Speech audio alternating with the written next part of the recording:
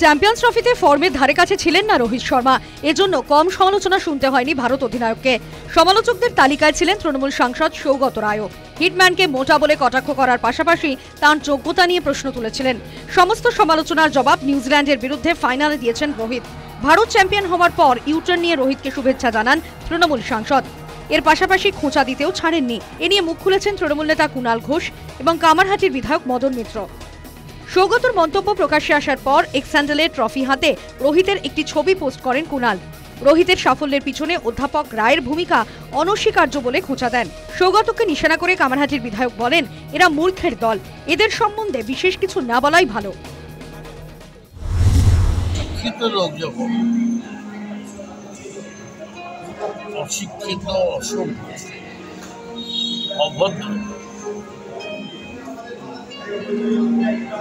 ইতরের মতো কথা বলে তখন মানুষ সৌগত ঠিক কি বলতে চেয়েছিলেন আমি বলতে পারবো না, তবে এটা ডিমোরালাইজ করা হচ্ছে এবং এই ধরনের কথা একটা গোটা টিমকে ডিমোরালাইজ করতে পারে। রোহিতকে নিয়ে সৌগত রায়ের ভূমিকার নিন্দা করেছে বিজেপিও। টুর্নামেন্ট চলাকালীন সামা মোহাম্মদ এবং সৌগত রায় যে বক্তব্য রেখেছিলেন তাতে বোঝা যাচ্ছিল দুজনের ডিএনএ এক, এবং ডিএনএ তো একই। না হলে এইভাবে টুর্নামেন্ট চলাকালীন দেশের অধিনায়ক রোহিত শর্মা তার সম্পর্কে যে মন্তব্য তারা করেছিলেন সেটা সামগ্রিকভাবে তার মনোবলকে ভেঙে দেওয়ার একটা প্রচেষ্টা।